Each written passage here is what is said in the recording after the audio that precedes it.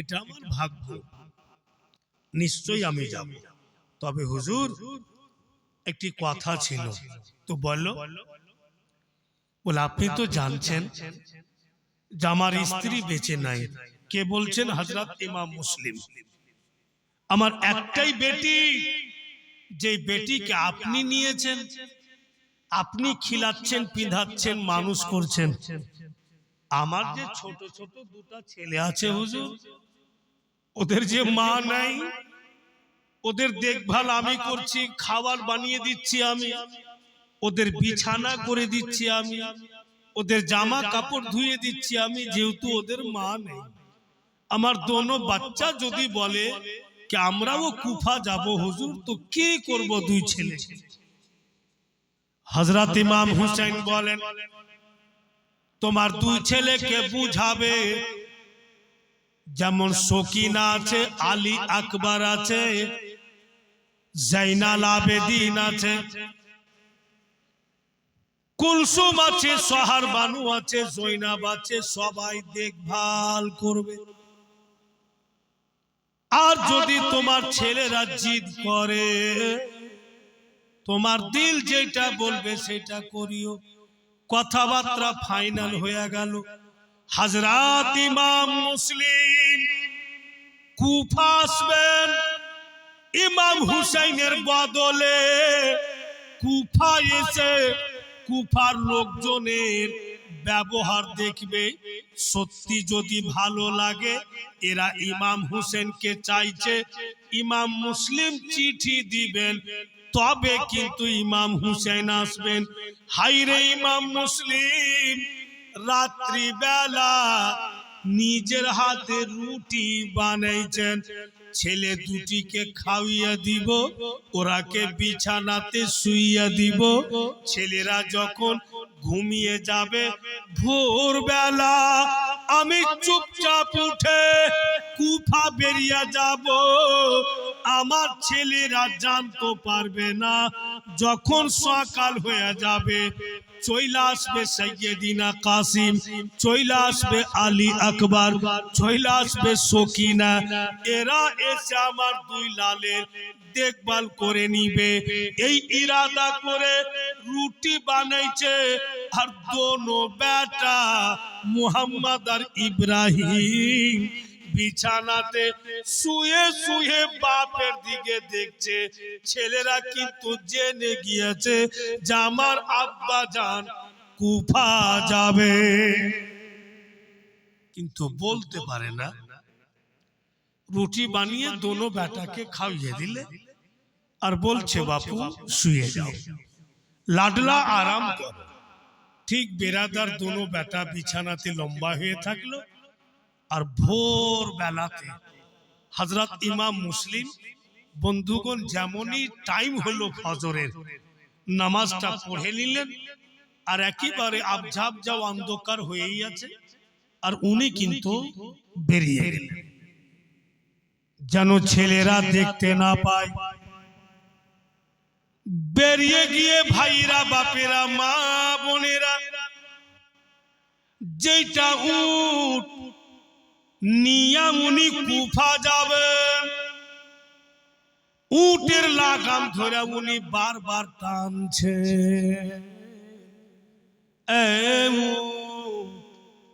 আমারও কিসমত ভালো, তোমারও কিসমত ভালো, চলো কুফা যাই।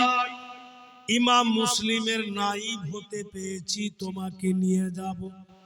এই বইলা জানোয়ারের লাগাম ধরে টানছে। হাইরে ও এক কদম আগে যাই না। এত চেষ্টা করছে, উট বন্ধুগণ আগে যাই না। ভাইরা, বন্ধুগণেরা আমার, উট যখন আগে যাচ্ছে না, পারিশান হয়ে গেল হযরত ইমাম মুসলিম, যে ব্যাপার কি, আগে কেন যায় না? এত টানছে কিন্তু উট আগে বাড়ে না। উট বারবার নিজের মাথা পিছন দিকে ঘুরিয়ে ঘুরিয়ে দেখে। ইমাম মুসলিম রাদিয়াল্লাহু তাআলা আনহু ভাবছেন পিছন দিকে কি আছে, এই জানোয়ার কেন আগে যায় না, পিছন দিকে কেন ঘুরে ঘুরে দেখে। ঘুরে যখন দেখছে বারবার উট, ইমাম মুসলিম লাগাম ছেড়ে উটের পিছন দিকে যাচ্ছে গো। হযরত ইমাম মুসলিমের দোনো বেটা মুহাম্মদ আর ইব্রাহিম উটের পিছন দিকের পা দুটি ধরে বসে আছে। জানোয়ার পা উঠায় না, নবীর ঘরানা আমার পা ধরে বসে আছে। পা উঠাবো, দোনো নাজুক ছেলে কষ্ট পাবে, আঘাত পেয়ে যাবে, ব্যথা পাবে, তো আল্লাহর নবী আমার প্রতি অসন্তুষ্ট হবে। জানোয়ার পর্যন্ত নবীর ঘরানাকে কষ্ট দিতে চায় না। বলুন দেখি ও ভাইরা, বাপিরা, মা বোনেরা, বেটিরা, বেজুবান জানোয়ার উট সে যদি নবীর আলো আওলাদকে, নবীর ঘরানাকে কষ্ট দিতে না চায়, আব যদি কোনো ইনসান, কোন মানব জাতি নবীর আওলাদের শানে গুস্তাখি করে, কষ্ট দেয়, বলুন তো ওদের হাসর কি হবে? দোনো বেটাকে বলছে, ছেলেরা তোমরা উটের পা ধরে বসে আছো। বলে আব্বা আমরা জানি যে আপনি চলে যাবেন কুফা, কিন্তু আপনি ভেবে দেখেছেন দুনিয়ার লোক, ওদের বাপেরা যদি বাইরে যাচ্ছে তো ছেলেরা মায়ের আঁচল তলে থাকে, আমাদের তো মা নেই, আপনি বাপও আপনি মাও, আপনি চলে যাবেন তো আমাদের বিছানা কে করবে, আমাদের খাবার কে বানাবে? আব্বাজান যেখানে যাবেন আমরাকে নিয়ে চলুন। হযরত ইমাম মুসলিম দোনো বেটাকে উটের উপরে উঠিয়ে দিয়ে চলো যেখানে যাব নিয়ে যাব। ঠিক বেরাদার যেমনই কুফা এসছেন নিজের দুই বেটাকে নিয়ে, কুফার লোক খুশির সীমা নেই, নারাই তাকবীর নারাই রিসালাত লাগিয়ে হযরত ইমাম মুসলিমকে কুফার মধ্যে নিয়ে গেল। একদম কুফাওয়ালা অতিরিক্ত খুশি। আর হযরত ইমাম মুসলিমের হাতে হাত দিয়ে বলছে, হুজুর আপনাকে ইমাম হুসেন পাঠিয়েছেন? বলে হ্যাঁ। বলে আপনার হাতে হাত দিলাম মানে ইমাম হুসেনের হাতে হাত দিলাম, কারণ যে আপনি ইমাম হুসাইনের প্রতিনিধি হয়ে এসেছেন, উনি পাঠিয়েছেন। আপনার যদি ইজ্জত করি ইমাম হুসাইনের ইজ্জত হবে, আপনার যদি সম্মান করি ইমাম হুসাইনের সম্মান হবে, আপনাকে যদি দুঃখ বা কষ্ট দিয়ে দিই ইমাম হুসাইনকে দেওয়া হবে। হুজুর আপনার হাতে হাত দিয়ে আমরাকে মুরিদ বানিয়েলেন, আমরা ইমাম হুসাইনের হয়ে যাব। এইভাবে লোকজন মুরিদ হইতে লাগলো। লিখছে কিতাবে বাপু, একজন দুইজন না, মুরিদ হইতে হইতে 12,000 কুফি থেকে 22,000 পৌঁছে গেল। আপনারাই বলুন 22,000 লোক যদি ইমাম মুসলিমের পক্ষ হয়ে যায়, ইমাম মুসলিমের হাতে হাত দিয়া দেয়, উনি কি বুঝবেন সত্যি এরা ইমাম হুসাইনের দিওয়ানা। তখন বাপু উনি চিঠি লিখে দিলেন, হুজুর কুফা চলে আসুন, কুফার লোক বড়া আপনার দিওয়ানা। 22,000 কুফি আমার হাতে হাত দিয়ে আপনার হয়ে গেছে। এই বলে চিঠি ইমাম মুসলিম লিখা পাঠিয়ে দিলে ইমাম হুসাইনকে। আর চতুর্দিকে ইমাম হুসাইনের ডাঙ্কা বাজতে লাগলো, চতুর্দিকে আলাপ আলোচনা হইতে লাগলো। আর বেরাদার দুশ্মনরা কিন্তু জয়লা আগুন হয়ে যায়। যাদের দিল সাফ থাকে না, আপনাদের দেশও হচ্ছে, আমাদের দেশও হচ্ছে, সহ্যই করতে পারি না। যদি কোনো লোক তারাক্কি করছে তো কেউ হয়তো বাপু দুয়া দিচ্ছে, তো কেউ ফের বেরাদার ফের বদবাদ, কেউ খুশি বানাইছে যে আমার গ্রামের ছেলের তারাক্কি হচ্ছে, তো কেউ ফের বাপু উল্টা পুল্টা বকছে আর খুদ ধুড়া বাড়িয়েছে।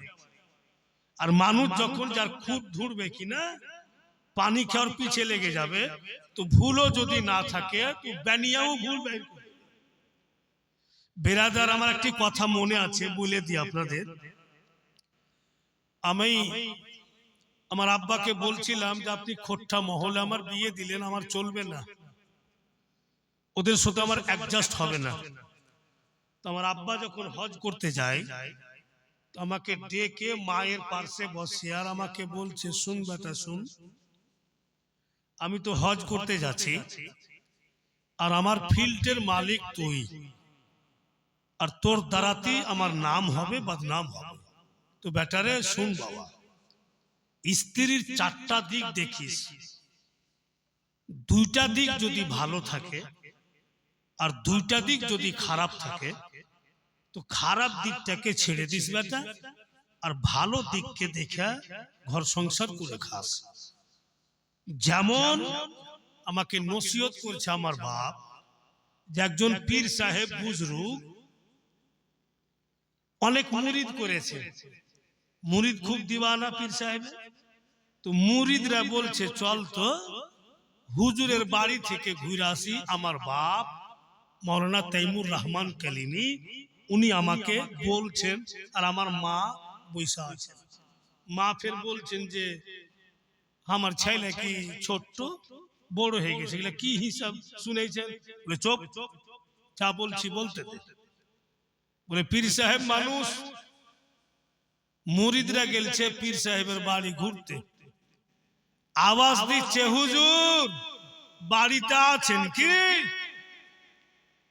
তো পীর সাহেব নি জানলা দিয়া বলছে কে?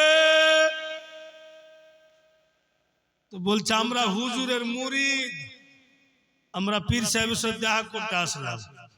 তো পীর সাহেব নি বলছে বেটা, আমাকে বলছে আমার বাপ, যে পীর ধুড়া পাওনি, ঘাটিয়া পীরের মুরিদ হয়েছে। আমার স্ত্রী বলছে ই কোন পীরের নাই, মুরিদেরকে ভাই মাথা খারাপ হয়ে, যে ওর স্ত্রী বলছে যে কোন পীরের নাই, তাহলে আমরা কোন পীরের মুরিদ হয়েছে? ওর স্ত্রী বলছে ঘাটিয়া পীর। মুরিদেরকে ভাই মন খারাপ, ঘুরে কিন্তু বাড়ি চলে গেছে। তো বাড়ি যাইছে, তো ওই পীর সাহেবকে দেখছে যে বাঘের পিঠের উপরে সাওয়ার হইয়া পীর সাহেব চলে আসছে। মুরিদেরকে আরো মাথা খারাপ, যে হুজুর নি বললো যে আমারকে হুজুর ঘাটিয়া পীর, ফের বাঘকে কেমন করে কাবু করে আসলো? কেমন করবো আমরা, কার উপরে বিশ্বাস করব? দেখা হয়। তো পীর সাহেব তো চিনতে পারছে এটি আমার মুরিদ। কোথায় গেছিল বাবা? বলে হুজুর আপনার বাড়ি গেছিলাম।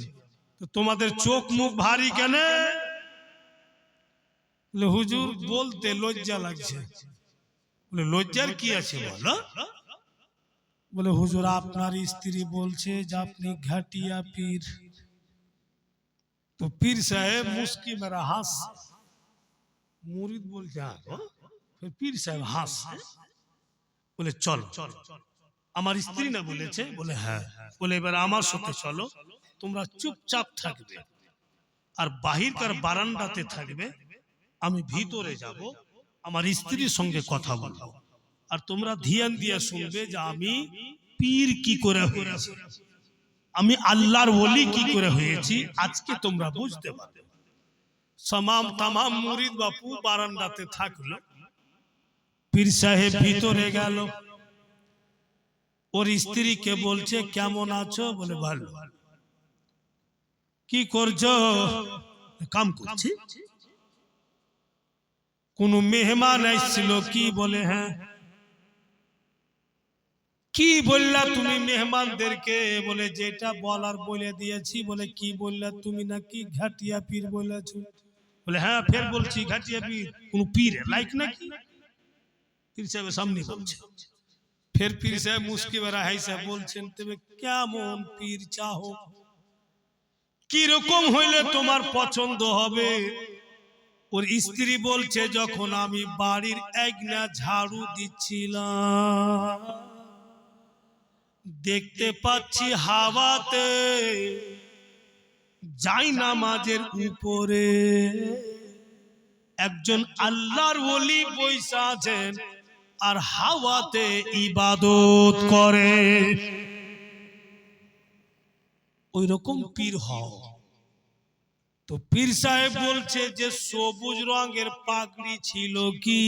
বলে হ্যাঁ। আর সাদা রঙের জুব্বা ছিল কি? বলে হ্যাঁ।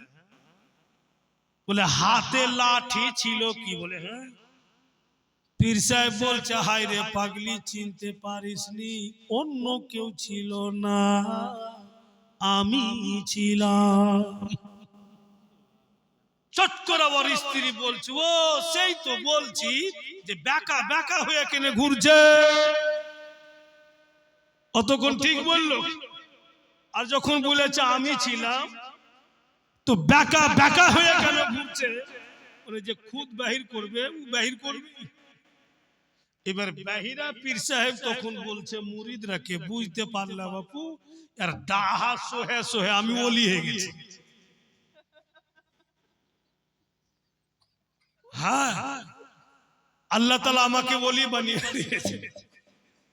আর জ্বালা যন্ত্রণা সহ্য করে যদি আমি তালাক করে দিতাম এর কোথাও ভাত হইতো না। কটা স্বামী যে কে তালাক করতো, একে আমি সহ্য করে রেখেছি, পর্দাতে আছে, বেঁচে আছে। এর জ্বালা যন্ত্রণা সহ্য করার ফলেই আল্লাহ ওয়ালাইয়া দান করে দিয়েছে। তো ভাইরা বাপের আমার, তখন তো আমি বুঝে গেল আমার বাপের নসিহত যে আমাকে কেন বুঝলে, ই যদি আমাকে মুক্কা মুক্কি মেরে দেয় তো আমি কিছু কইতে পারবো না। হ্যাঁ উপায় নাই।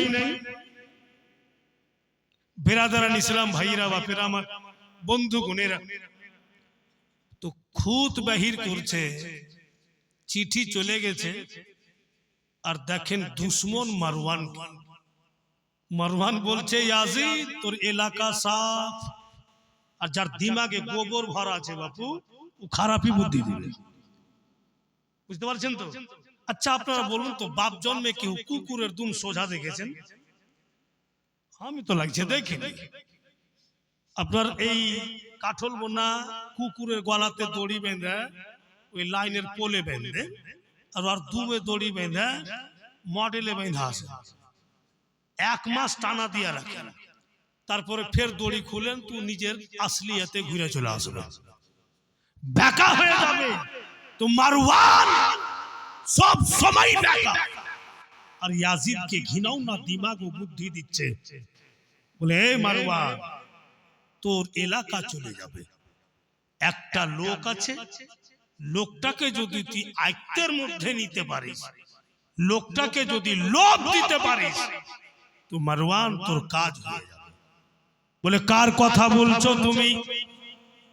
ইয়াজিদ বলছে মারওয়ানকে তুমি কার কথা বলছো? তো মারওয়ান বলে একটি লোকের নাম ওবায়দুল্লাহ ইবনে জিয়াদ, বড় লোভী, ওকে যদি ইনামের লালচ দাও তো নিজের বাপকে পর্যন্ত কতল করবে। বড় লোভী লোক।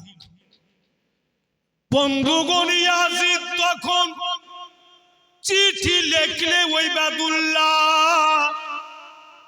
তুমি যদি ইমাম মুসলিমকে কুফা থেকে বের করে দিতে পারো আর মুসলিমের বাইতগুলো ভেঙে দিতে পারো, ইমাম হুসেনের ডাঙ্কা বন্ধ করে দিতে পারো, এই ওবায়দুল্লাহ মুহ মাঙ্গা ইনাম দিব আর দামেস্ক শহরের বাদশাহ বানাবো। এই চিঠি লেখা বাপু পাঠিয়ে দিল। ওবায়দুল্লাহ চিঠি পড়লে লালচি লোক, দৌলতের ভোখা ওবায়দুল্লাহ বুইলা পাঠিয়েছে, ইয়াজিদ দামেশ শহরের কাগজপাতি তুই রেডি কর, ওর আমি বাদশাহ হব, আর দৌলতের ব্যবস্থা নে, ইনাম রেডি কর। আমাকে যাইতে যা সময় লাগে কুফা, মুসলিমকে বের করতে সময় লাগে না।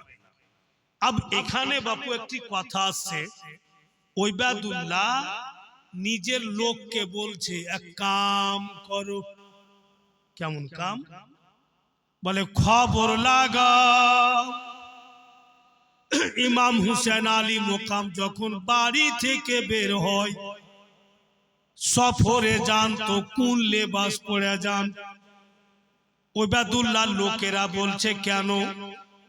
বলে আমি উনার লিবাসের নকল করে লিবাস বানাবো, আর চেহারাতে নাকাব ঢেলে কুফাতে প্রবেশ করব।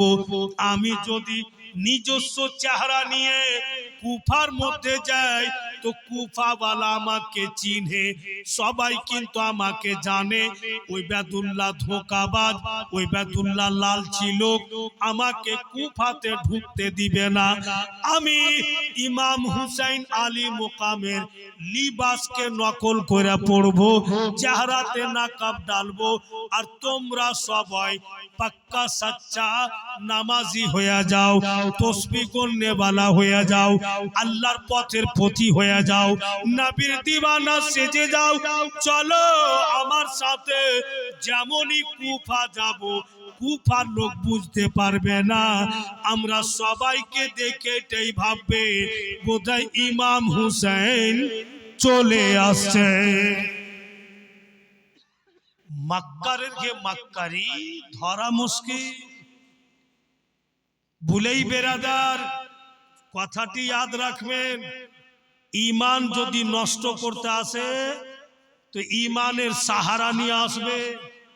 নামাজ যদি নষ্ট করতে আসে তো নামাজি সাইজা আসবে। নামাজি যদি না সাইজা আসবে তো নামাজির কাছে যাইতে পারবে না। যে ঈমান নষ্ট করতে আসবে তো ঈমানদারগিরি দেখিয়ে আসবে। ওবায়দুল্লাহ ইমাম হুসেন আলী মোকামের লিবাস পড়ে নিল। আজকাল তো শুনতে পাচ্ছেন অনেক দেশবাসী হিন্দুস্তানে মুসলমানের উপরে জুলম সিতম করছে। বন্ধুগণ, হিন্দু ছেলে মুসলমানের রূপ ধইরা আর মন্দিরে নিয়ে যা গরুর মাংস রেখে দিলে মুসলমানের উপরে জুলুম চালু হয়ে গেল। হচ্ছে না এরকম? হাজারো খবর পাওয়া যাচ্ছে। নাটকবাজি নাটক করে লেবাস পিঁধে চেহারাতে নাকাব টেলে আর পুরা কাফেলা সাজিয়ে কুফার দিকে রওনা। যেমনই কুফার নিকটবর্তী হয়েছে, কুফাওয়ালা দূর থেকে বলছে দেখো ইমাম হুসেন চলে আসছেন। সবাই কিন্তু খুশিতে ঝুমছে। ইমাম মুসলিম আওয়াজ শুনতে পেয়ে খুব খুশি, হয়তো আমাদের জান্নাতের ফুল চলে আসছে। বেঈমান দুরাচার ওবায়দুল্লাহ যেমনই কুফার মধ্যে গেল, চেহারার নাকাবকে উল্টা দিলে, চেহারার নাকাব যেমনই উল্টেছে বন্ধু, তামাম কুফাওয়ালা বুঝতে পারছে হাই হাই কি করলাম, ই তো আমাদের ইমাম নয়, ই তো ইয়াজিদের লোক, ই তো ওবায়দুল্লাহ ইবনে জিয়াদ। আমরা কি করলাম? দুশ্মনকে জায়গা দিয়ে দিলাম, দুশ্মনকে ভিতরে নিয়ে আসলাম। ওই ওবায়দুল্লাহ কুফাতে ঢুকে মায়ের কোলে কচি বাচ্চা আছে গো, আর দুশ্মন দুরাচার মায়ের কোল থেকে কচি বাচ্চাকে উঠিয়ে মায়ের সামনে গলা টিপা মারলে, জওয়ান স্ত্রীর সামনে ওর স্বামীকে মেরে দিচ্ছে। কুফাওয়ালা পরেশান হয়ে গেল। ওরে ওবায়দুল্লাহ, তোমার কি ক্ষতি করেছি? কেন এত জুলুম করো, কেন এত সিতাম করো, কেন জওয়ান স্ত্রীকে বেওয়া বানাও, কেন মায়ের কোল থেকে কচি শিশুর গলা টিপো। ওবায়দুল্লাহ বলছে, ও কুফাওয়ালা, ইমাম মুসলিমকে বের করে দাও, তার দুই ছেলেকে বের করে দাও। কেউ ইমাম মুসলিমকে খেতে দিবে না, কেউ বাড়িতে জায়গা দিবে না। যদি তোমরা জায়গা দিয়েছো, ওবায়দুল্লাহ ইবনে জিয়াদ কাউকে ছাড়বে না, প্রত্যেক পরিবারে জুলুম করবে। ওই যে বলেছেন সাহাবী রাসূলগণ ইমাম হুসাইনকে, হুজুর কুফাওয়ালা বাড়াবে বাবা, ওরাই ডাকবে।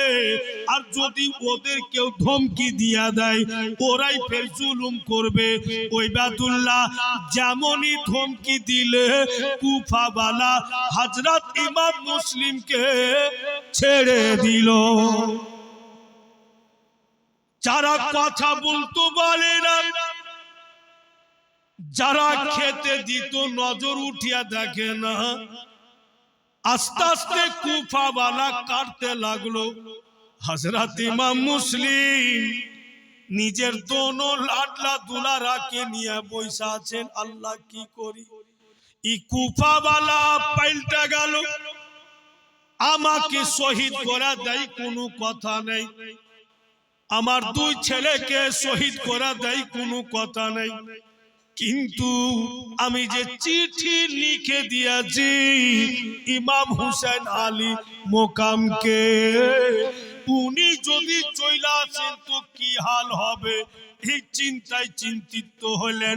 নিজের দুই বেটাকে, একজন সাহাবী রাসূল যার নাম লিখছে কিতাবে কাজী শরীফ, কাজী শরীফ বাড়িতে গিয়ে হযরত ইমাম মুসলিম নিজের দোনো কলেজার টুকরাকে সঁপে দিলে, ওগো কাজী শরীফ, আমার ছেলেদের মা নেই, এরা মায়ের আদর পায়নি। কুফাওয়ালা জুলম সিতাম করতে লাগলো। এরা 150 খানা পত্র দিয়েছিল, তবে আমাকে পাঠিয়েছেন ইমাম হুসাইন। কিন্তু কুফাওয়ালা বড়াই বেওয়াফা, বলা যায় না কবে যে আমার উপরে জুলুম করবে। তাই আমার দুই বেটাকে সঁপে দিলাম। ওগো কাজী শরীফ, সুযোগ যদি পেয়ে যান, আমার দোনো ছেলেকে মদিনা পাঠিয়ে দিয়ে, আর যদি আমি হায়াতে থাকি আমার দুই ছেলেকে নিয়ে আমি মদিনা যাব, আর যদি আমি জীবিত না ফিরি আমার দোনো লালকে একটু মদিনা পাঠিয়ে দিয়ে। এই বলে সঁপে দিলেন। আর আকাই হযরত ইমাম মুসলিম বিরাদারান ইসলাম কুফা শহরে উনি ঘুরতে লাগলেন। আপনারা বলুন, এই গ্রামে যদি দীর্ঘদিন ধরে আমি থাকি, বাচ্চা বাচ্চা যদি আমাকে চিনে, প্রত্যেক মা বোনেরা বেটিরা আমাকে চিনে, খুব আসছি যাচ্ছি, আদর যত্ন পাচ্ছি। আচানক যদি একদিন আমি ঢুকেছি আর সবাই দেখে, মা বোন বেটি আমাকে দেখে দরওয়াজা বন্ধ করে নিচ্ছে, জানলা পর্যন্ত বন্ধ করে নিচ্ছে, যারা রাত দিন পার্শ্বে বসতো ওরা সালাম কালাম কিছুই করে না, অটোমেটিক দিলে আমার আঘাত লাগে। যত পরিচিত আমি, তোমরা চিনছো, আজকে কেউ কথা বলছো না। হযরত ইমাম মুসলিম বাপু গোটা কুফাতে দেখছে, কেউ বেরাদার কথাই বলে না। ওনার দিল বলছে যে আমি কত আকাই আকাই ঘুরবো, কুফা জামে মসজিদ যাব, নিশ্চয়ই ওখানে আপন কেউ না কেউ পাবো, নামাজিগণ তো আপন হবে। কুফা জামে মসজিদ গিয়ে দেখছেন তো অনেক নামাজি নামাজ পড়লেন।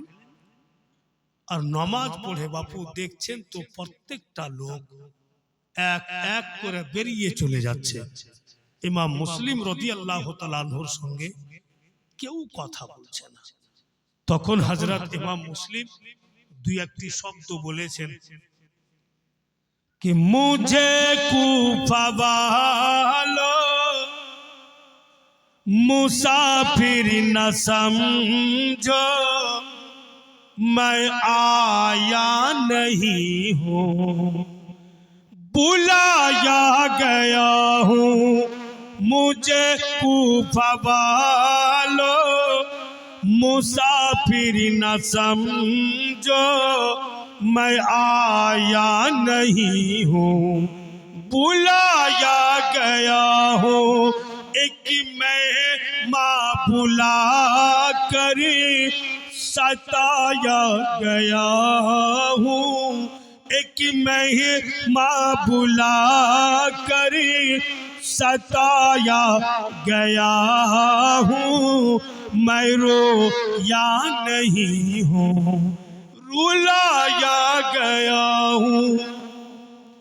आगे बोलছেন खीमा जलाया, सामन लुटाया, गुलिस्ता भी लूटा, गजना भी लूटा।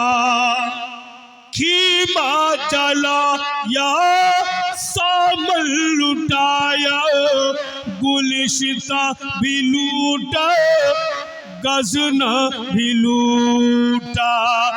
अरिशे बरी पर मका बन रहा है, अरिशे बरी पर मका बन रहा है, मैं बीरा नहीं हूँ, बसाया गया हूँ मुझे ऊपर वालों, मुसाफिर न समझो मैं आया नहीं हूँ, बुलाया गया हूँ।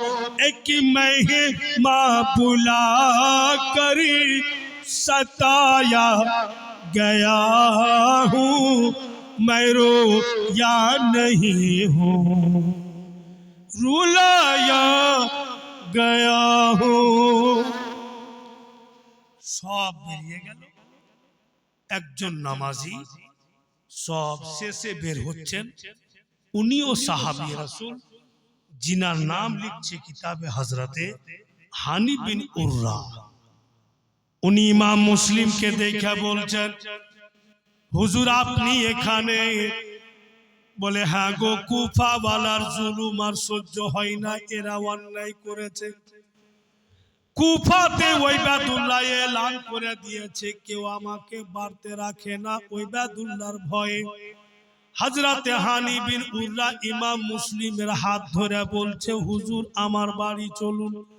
নিজের বাড়ি গিয়া রেখে तमाम গোলামকে বলে দিলেন খবরদার अपना अपना जुबाने लागाम दिया दाओ, আমার বাড়িতে হুজুর ইমাম মুসলিম আছেন, এই কথা কোনো দিকে কৌরির সামনে বলিও না, কৌরির সামনে আউট করিও না, শব্দ যেন কেউ জানতে না পারে।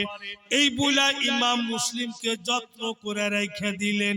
আব্বা রাদার ওবায়দুল্লাহ গোটা কুফাতে ঘুরছে, ইমাম মুসলিমকে খুঁজে পায় না, কোন রকম সংবাদ পাই না। বাধ্য হয়ে ইয়াজিদের কাছে গেল, ইয়াজিদকে বলছে ইয়াজিদ কি করা যায়, ইমাম মুসলিমকে খুঁজে পাই না। ইয়াজিদ তখন বলছে তোমার দ্বারাই হবে না, আমি লোক পাঠাচ্ছি, একজনকে ডেকে ও ভাইরা মা বোনেরা বেটিরা দেখো দেখো ঈমান বিক্রি করা কেমন হয়, নিজকে বিক্রি করে দেওয়া আর লোভী লোক কেমন হয়। একজনকে ডেকে বলছে ইয়াজিদ ওগো সারা বছরে কত টাকা কামাই করো? বলে এত টাকা, পরিবার চলছে? বলে না কমে যাচ্ছে। ইয়াজিদ বলছে তোমাকে একটা কাম দিচ্ছি, আমার কামটা যদি করে দিতে পারো এত টাকা ইনাম দিব, কন্টিনিউ 5 বছর পয়সা খাবে তবুও শেষ হবে না। কে বলছে? ইয়াজিদ। ঈমান বিক্রি করনে वाला বলছে যে আমি তৈরি আছি। তখন বলছে যে মাথায় টুপি লাগাও, নামাজি সাজো, এই টাকার পটলি লাও, কুফা জামে মসজিদ চলে যাও, মসজিদের কোণাতে বসে রিয়াকারী কান্দন কাঁদবে, এমনি তুমি কাঁদবে, মসজিদ থেকে বের হবে না, নিশ্চয়ই তোমাকে কেউ না কেউ বলবে কে তুমি, তো তোমাকে ওখানে কেউ চিনে না, তুমি বলবে যে আমি মদিনা থেকে এসেছি, আমাকে ইমাম হুসাইন পাঠিয়েছেন, ইমাম মুসলিমকে কিছু টাকা দিব, কিন্তু হাই রে কুফাওয়ালা, কোথায় যে ছুপিয়ে দিয়েছে না শহীদ করে দিয়েছে কোনো খবরই পাচ্ছি না, আমি মদিনা চলে যাব, ইমাম হুসাইনকে বলে দেব যে আপনার মুসলিমকে কুফাওয়ালা শহীদ করে দিয়েছে। এইভাবে যখন তুমি বলবে, নিশ্চয়ই কেউ না কেউ তোমাকে বলে দিবে যে হযরত ইমাম মুসলিম কোথায় আছে। মানে জাসুস ছেড়ে দিলে মুআজ্জাজ, তখন জাসুস ছিল না, এখনো জাসুস হচ্ছে আমাদের মধ্যেই। আপনাদেরই গ্রামে জাসুস আছে, আপনাদেরই খবর নিয়ে আর দুশমনরাকে জানিয়ে আসছে, কিন্তু আপনারাও বুঝতে পারছেন না, আমরাও বুঝতে পারছি না, মার যার যেটা কাম ও বাপু করতেই থাকছে। জাসুসকে যেতে দেন, কুফা জামে মসজিদ, আমরা আপনার বাড়ি যাব। তবে একটি কথা, যে আগামী কালকে হচ্ছে আমাদের শেষ প্রোগ্রাম, আখেরি প্রোগ্রাম, তাই সমস্ত